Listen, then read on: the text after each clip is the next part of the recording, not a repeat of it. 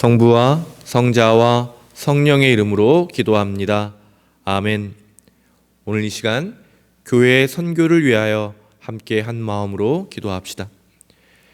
영원하신 하느님, 주님께서는 모든 사람들이 예수 그리스도를 통하여 구원받기를 원하시나이다.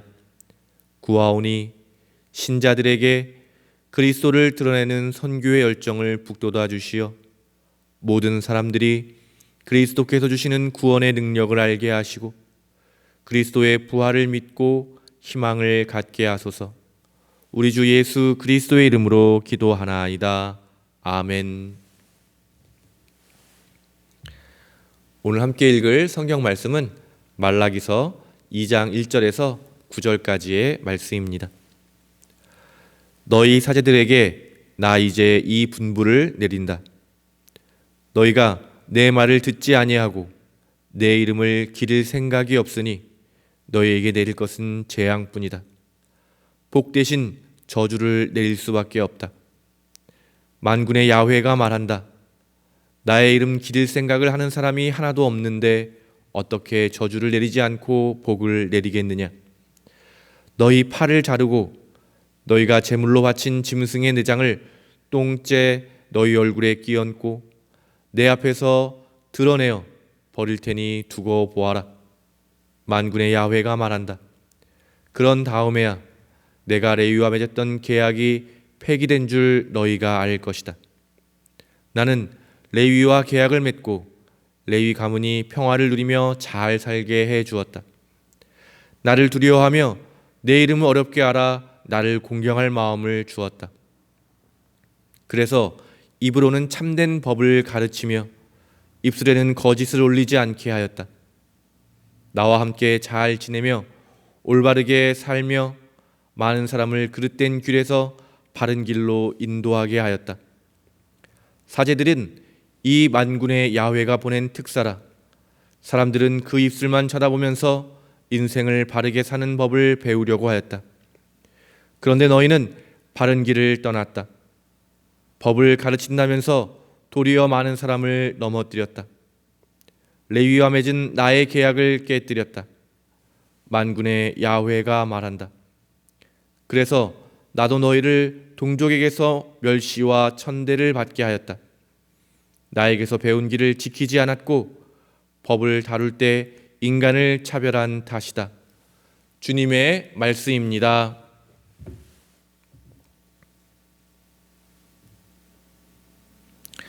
성부와 성자와 성령의 이름으로 말씀드립니다.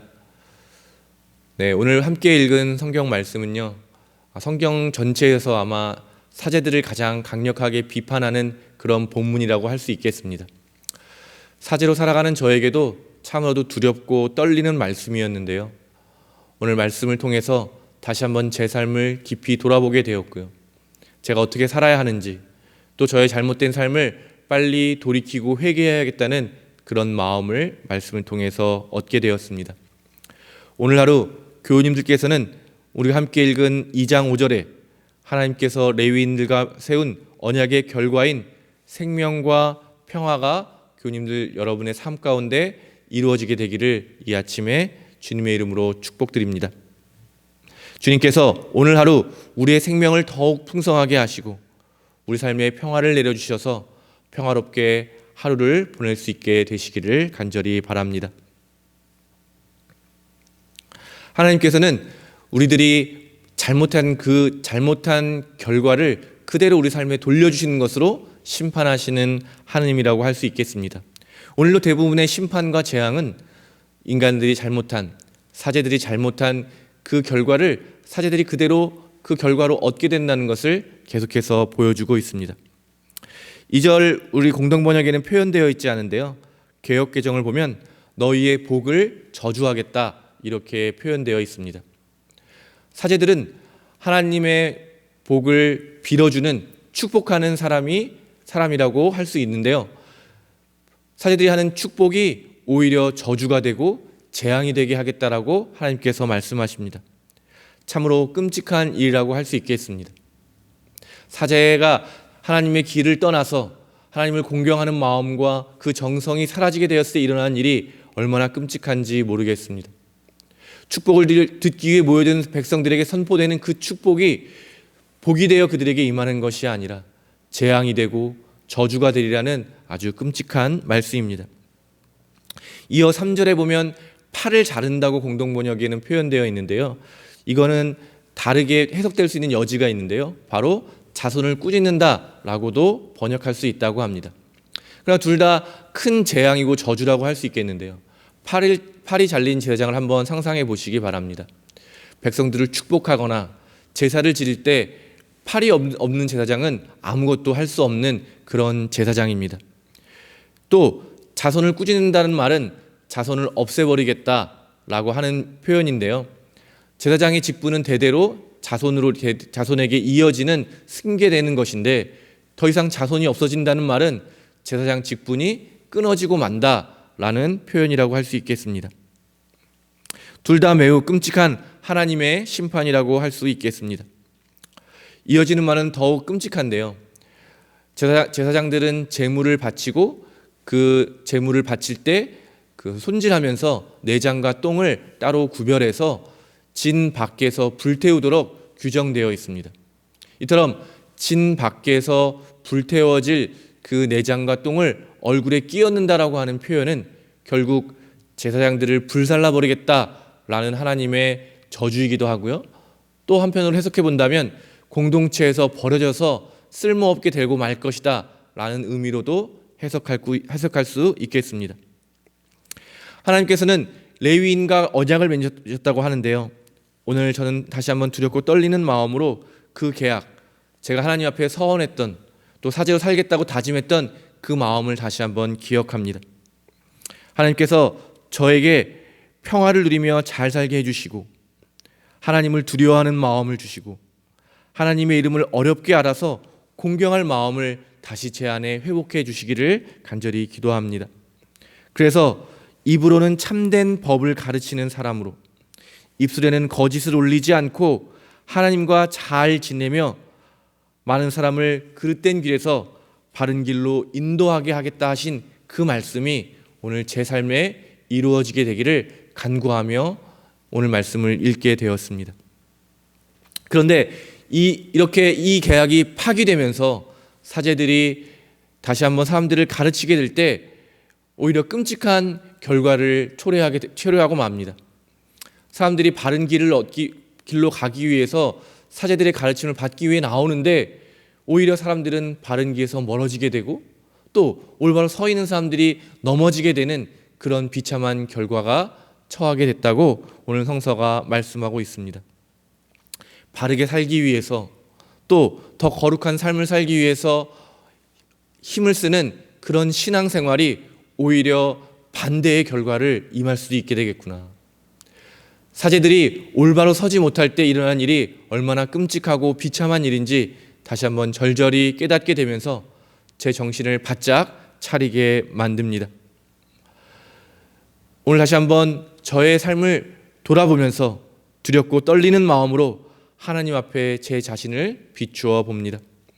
여전히 부족한 제 자신을 발견하면서 그저 저의 부족함이 저 하나의 문제로 끝나지 않고 많은 사람에게 영향을 미칠 수 있다는 오늘의 말씀을 다시 한번 두렵고 떨리는 마음으로 읽으면서 다시 한번 저희를 위해서 기도해 주시기를 간곡히 부탁드립니다. 올바로 설 수 있도록 하나님과 레위가 맺었던 그 계약이 저의 삶에서 이루어질 수 있도록 사랑하는 교회 여러분 기억해 주시고 기도해 주시기를 다시 한번 간곡히 부탁드립니다. 마지막 9절에서도 사제들이 사람들에게 멸시와 천대를 받게 될 것이라고 선포하고 있는데요. 그 이유가 바로 사제들이 사람들을 공평하게 가르치지 않고 차별하였기 때문이라고 이야기합니다. 이 말을 좀 더 설명해 보자면요. 사제들이 힘있고 부유한 사람들에게는 다른 가르침을 주고요. 힘없고 가난한 사람들에게 또 다른 가르침을 주었다고 합니다. 그럴 때 그 사회가 어떻게 되겠습니까? 힘있고 부유한 사람들은 더 대접받는 그런 사회이지만 반대로 힘없고 가난한 사람들은 비참에 빠지는 그런 불공평한 사회가 되도록 조장했다는 것입니다. 그 결과로 이렇게 불공평한 사회에서 힘없고 가난한 사람들이 받게 되는 멸시와 천대를 이제는 사제들이 그대로 받게 될 것이라고 하나님이 말씀하고 계십니다. 처음에도 말씀드렸던 것처럼 하나님께서 심판하시는 것은 그들이 행한 결과로 얻게 되는 그 재앙을 그들이 다시 한번 그대로 받게 되는 것이 하나님의 심판이라는 것을 교회 여러분 깨닫게 되시기를 바랍니다. 결국 우리가 행하는 대로 우리의 삶에서 받게 될 것입니다.